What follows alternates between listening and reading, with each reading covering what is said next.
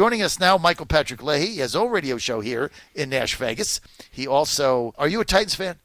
I like the Titans. You better like the Titans. I'm less of otherwise I'm not going to be a happy camper. I'm less of an NFL fan these days than I was growing up. Let's just put it that way. Michael Patrick Leahy, radio talk show host here in town, iHeartRadio, also is the publisher of a number of brand new hot news websites where he does real news and analysis, led by the Tennessee Star, the Minnesota Star, the Michigan Star, the Ohio Star, and we're looking at other states, John. Oh, other states. I like that. We're looking at other states. It might be, battlegroundy.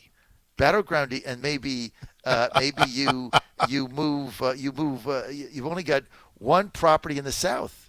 Yeah. Maybe don't be biased against the South. I think we need more in the South. Yeah, I think we might possibly. By the way, you need at least one more in the South. To your listening audience, I have to compliment John Fredericks today because we are in a remote studio here set up here in the Nashville, Tennessee area, and I am attired in. I can only describe my attire as sartorially like Steve Bannon. No, you look a little better than Steve Bannon. No, if you didn't shave for 5 days, if you didn't take a shower since Monday, if you had your army jacket on that hadn't been to the cleaners since '98, then you look like Steve Bannon. But and Steve Bannon, good friend of mine, friend, mentor, hired me at Breitbart back in 2012, and great guy. And as you know, well, you carry him. So he's the man. By the way, you see the Chinese Communist Party is attacking him in person by name? I know, by name. By name. They're afraid of what he's saying. By name. He's telling the truth. By the way, so back to this. The sartorially splendid John Fredericks. So it's just us here in this studio, this remote studio. John Fredericks is wearing a sharp white shirt with a sharp blue tie, and he is ready for his appearance on Fox News right now, looking sharp. I'm glad there's no streaming live Facebook video, because it would be John Frederick looking very professional, very sharp, and me doing my Steve Bannon clothing impression. Well, yes. In fact, Steve just texted me and said, he just texted me, he said, "Is Michael Patrick on yet?" So I got to text him back. So you go ahead and say something while I. Oh yeah, well, Steve, it's interesting. I had a guy on my program the other day that Steve suggested I talk to, Ben Teitelbaum. He's the author of a book called War for Eternity, and it's about Steve Bannon and what he's trying to accomplish. And Teitelbaum is, get this, a professor of music and ethnography at the University of Colorado. So kind of a left-wing guy, I guess, but an honest guy. And he spent a year and a half interviewing Steve Bannon. Mm-hmm. And he captured Steve in this way. It was very funny. Right. Because he said, I had the unusual phone conversations with Steve. They begin without any salutation, and they end without any salutation. That is so true. Yes, you know what? If you're friends with him, you get it. Yeah, you get it. But if you don't know him, normally you get on the phone. That is such a great story, and I never really thought to mention that, but now I'm going to do it. And he might call in, and then he doesn't like when you talk about him on the air. So yes, he does. If he calls in, text me. These are all fun things to say about Steve. I know, They're great things. He doesn't. You know how he is. He doesn't like that. But you're right. He'll answer the phone, and there won't be a "Hi, John," "Hello," or "How you doing," or anything. He'll answer the phone and start talking. One of the reasons why I like, and then I'll hang up. One of the reasons I like Steve Bannon so much is because he is perhaps one of very few people in the world who's more intense than I am. And people have known me that you're a very intense guy, And it's just a delight to encounter somebody who's more intense than you are. But there is all sorts of good reason for it, because Steve has a mission. And this book, War for Eternity, the author Ben Teitelbaum actually discovered that mission. And we've got a world crisis going on. We have a Chinese Communist Party, atheist party, and they're trying to basically dominate the world. And what Steve's trying to do, and I think it's very worthwhile, is to put together an international coalition to resist that. So, What and the Chinese called them out by name, which is amazing. Incredible. When did they do that? Was that over the weekend? Yeah. And there's multiple stories where the various outlets were going after him, and in China. Yeah, in China. So yeah, because his show War Room Pandemic, what they've done is sometimes they'll get through the Hong Kong firewall and they'll get it to the people, and of course that drives them bananas. Exactly. I'm going to just reach over here and get my cup of coffee. The other thing too about Thank this, you, John, is that, and Steve mentions this all the time. The problem is the Chinese Communist Party, not the Chinese people. The Chinese people are great. Yeah, right. Anyways, so it's interesting. We could tell, which we won't, because he's listening. So we won't. We could tell Steve Bannon stories all day long, and they are fantastic. We should do that one day. Just like have an hour of Bannon stories, and then don't tell him. He doesn't like when you talk. Look, he's a great visionary. Oh, he is, and he's leading the resurrection of Western civilization. Yeah, and that's why. And I realized this. Really, actually, it was a couple years after he hired me, right, that I realized that, because I wrote a piece on, why has Western civilization lost its confidence? And boom, he said, "You're exactly right." And so I've been tracking what he's been working on ever since. Let's talk about Tennessee. This is the weirdest thing I've ever seen. We're with Michael Patrick Leahy, radio talk show host, does mornings here in Nashville. He's got the highest ratings. Also, the publisher of four news and information sites. In Tennessee. The Tennessee Star, we've been running for 3.5 years. Very, very successful. We had 1.1 million uniques last month. We are the only conservative news outlet in the state of Tennessee. It went for Donald 1.1 Trump. million uniques? Yes. That's pretty substantial. It's pretty substantial. Yeah. The reason is we're the only conservative news outlet in Tennessee. Right. Because you would think Tennessee, Donald Trump won by 26 points. See, we need one in Virginia, because there isn't any. I've been thinking about doing that. I know. I probably shocked you with that statement. You did. Let's talk about the crazy thing going on here, right? Because it's really like nuts. So I come to Tennessee. Yeah. I used to live here, as you know. I lived in both Memphis and Nashville. In fact, I lived in Memphis twice. Memphis, Nashville, Memphis. Then I got transferred to Atlanta with the company I was at. But I come here, and the governor's opened up the state. Right? 89 of the 95 counties. Right.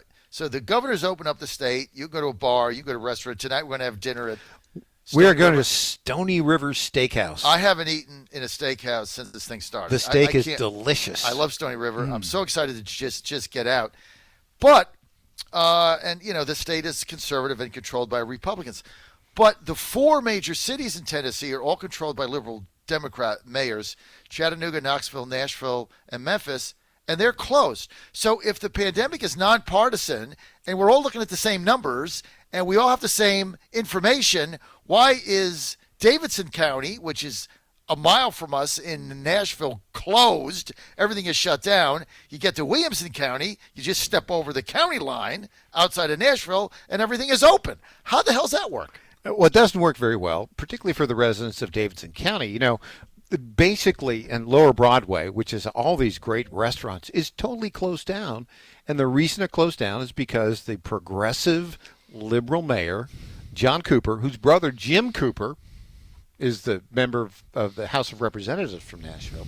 His father was a governor of Tennessee in the 40s and 50s, actually, who was elected. He was a clear segregationist back then. But this family is a very powerful liberal family. John Cooper had made a lot of money in real estate, has been successful in real estate, mostly in Williamson County, by the way. But he is determined to shut Nashville down, even though the scientific evidence doesn't support it. I mean, there have been 33 COVID-19 deaths in Davidson County. There's about 700,000 people there. So that's a little over 2 per 1,000. That's very, very low. But he wants the city to have authority and control over the owners of restaurants that put millions of dollars into it, and the musicians who are basically unable to make any money. Not only that, get this, because he's a liberal Democrat, he just announced, wait for it, a property tax increase of 32% on businesses that he's forced to shut down. That's insane. Yes, it is. But, I mean, if the pandemic is nonpartisan, why are the cities closed and the states open? I mean, just they all got the same numbers. Is it the hospital beds in Nashville are overrun? No. They're hospital beds in Chattanooga overrun? No. So why if it's not political, why are the cities closed run by Democrat liberal governors, mayors, but the state open run by conservative House and Senate members and a Republican governor? Explain that to me. Well, the pandemic may not be partisan, but the responses to the pandemic are entirely partisan. The Democrats want to grind the economy down. Why? They don't want to open it up. They want to beat Donald Trump in 2020. Exactly. That's why. And so it's all partisan politics. That's what it is. So these mayors, these Democrat mayors, first of all, you're not going to carry Tennessee. It's not even a swing state. So Trump is going to win Tennessee. Yeah. But they would rather crush businesses, make them bankrupt, and make their families suffer, put them out of work. To do what? So they can get a job in the Biden administration? Well, it's political, but wait, there's more. So the same mayor, John Cooper, who is shutting down restaurants, even though the science doesn't support it at all, and I'll tell you something about how they're manipulating data, you would think, and Nashville was already on the verge of bankruptcy before the tornadoes, before the COVID-19 pandemic. He's increasing spending in the city budget this year, wants to increase property taxes 32%, and do you think he's going to cut anybody from the payroll or lower salaries for anybody on the Metro government payroll? Of course not. He is not. He's absolutely not. Let me give you an idea of how they are manipulating the data. So last Friday, they have these regular press conferences. Oh, I just got to. So he showed up at the press conference the other day, right? Wearing a face mask that had the flag of Kurdistan on it. Because, The mayor of Nashville? Yeah.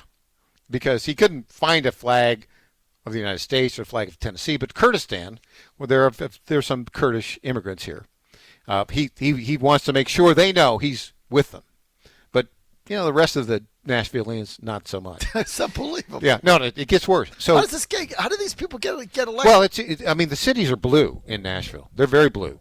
The rest of the state, there are a couple little islands of blue in a sea of red. Very conservative outside of the cities. So last Friday, this doctor from Vanderbilt who's on the Metro Davidson County Coronavirus Task Force comes in and makes a statement which kind of caught our attention. He said, well, now there are more coronavirus cases in the counties surrounding Davidson County than in Davidson County. The implication is, well, that's because we're still shutting down Davidson County, but all these other surrounding counties aren't. Well, when you say surrounding, I think bordering counties, right? That would surround it. The bordering counties, we counted. There's 6 counties that are bordering it, right? There were only 2,000 cases there, so 800 less, so that wasn't true. We tried to get for 3 days to get them to tell us what they mean by surrounding. Well, they've added the counties outside these bordering counties in their list, 12 counties. One of those counties is Trousdale County, which houses the Trousdale Correctional Institute. They just tested all of their inmates. They're almost all positive, 1,300 positives. Those are the ones that they've included to make the, quote, surrounding counties have more COVID cases. Now, that's entirely misleading, but that's what they've done here. And what's their objective? Well, the objective there is to justify continuing shutting down Nashville. That's what they're trying to accomplish. The reason they want to continue to shut down Nashville is to tank the economy.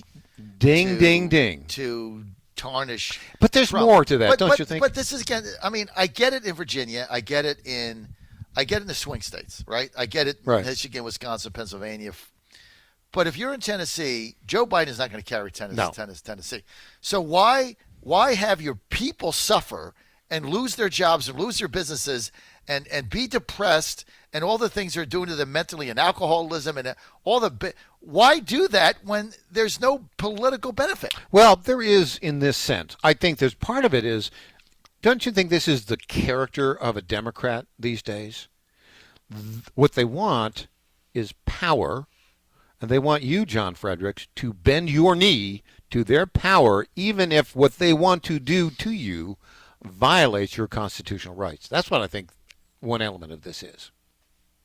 So it's like we've been saying, it's about power. But even when it's not Joe Biden politically motivated, you're saying that they want their residents to submit to them. Yeah. Submit. Well, you've been talking, I'm sure, about the Shelley Luther case, the hair salon. What did you think about that? Well, she's still in jail. She's still in jail. By the way, that same jail, Dallas County Jail, 2 weeks ago, they released 1,000 inmates from the jail she is now in because there was too much COVID-19 in the jail. This is how liberals think. So 1,000 people that were prosecuted, convicted, and sent to jail were released, and the person that opened up a hair salon so that she could feed her kids, she's in jail. That is correct. That's your new America. Well, that's what they want your America to be. That's what basically anywhere where there's a liberal Democrat power structure. The judge there, Eric Moyer, Harvard Law School grad, right, who is absolutely desirous, wanted this Shelley Luther to bend her knee, to bow down and say, your unconstitutional decision to prevent me from making a living, I'm going to apologize to you because you were right. She refused to do that. She's paying the price right now. Interestingly enough, I think you probably have reported on this. You know, there's a GoFundMe account for her. $500,000. $500,000. They've raised so much that they actually shut it down. We're not going to take any more. Yeah, because what are they going to do? What are they going to do? Dan Patrick, the lieutenant governor in Texas, paid her fine, right? Paid her $7,000 fine. So, but she's still in jail right now, and I don't think this power-hungry judge is going to let her out. He wants her to submit to his authority. This is personal tyranny. His authority. Pardon? His authority. His authority, yes. You will submit. Even though the governor has said release her, the attorney general has said release her of the state of Texas. No, it's his power. He is, and he's a Democrat. Shocking, shocking, shocking. This is what they want, John. They want you to submit. They want average, everyday Americans to submit. And part of it is back to this. They want to dispirit the average, everyday working American because most of these people that are average workers are Trump supporters. Don't you think? Yes. I think that's part of it. Well, and you know, the reason why they hate small businesses is because small businesses has been the bane of the DNC forever. Certainly they didn't support Hillary Clinton. And you look at the amazing success that small businesses have had under the Trump economy and the Trump administration. None of them vote for him. And remember, there was a Bernie Sanders supporter that I think was Veritas caught on camera, Michael Patrick saying, well, you know, if we win these Trump supporters at rallies, we're going to have to put them in re-education camps. Right? Oh, yeah. So, you know, putting a small business out of business, claiming bankruptcy. Somebody called in today and said a friend of his is a franchisee for IHOP, owns 8 of them, had to file for bankruptcy today. They're done. He's out, lost his business, lost his house, lost his dream. So for the Democrats that hate small businesses, like this is the next best thing to, you know, the gulag. Well, that's why they want to keep shutting down states and cities. They want to crush small businesses. Right. I mean, this is absolute. Just get them out of there. Exactly right, because they don't bend the knee to us. No, that's exactly it. It's pure power. So how do we get out of this? And I've only got a minute, so I'm going to. You got to open up. Are you concerned about the fact that 66? All the polls showing now that like 65% of Americans think we should stay home, shelter in place, wear our pajamas. No, you throw those polls out. Throw those polls out. I mean, look, at Breitbart News, I'm the polling editor. I write still for Breitbart News, and worked with the late great Pat Cadell on many of these polls. In fact, we predicted that Donald Trump would win because the polls got it wrong. You can manipulate polls all day long. I can promise you those questions were framed to get those answered. No, I don't think people, the hardcore Democrats want to keep it shut down because they want to crush the economy, but most Americans want to get back to work. Michael Patrick Leahy, we're out of time for today. We're live in Nashville, Tennessee.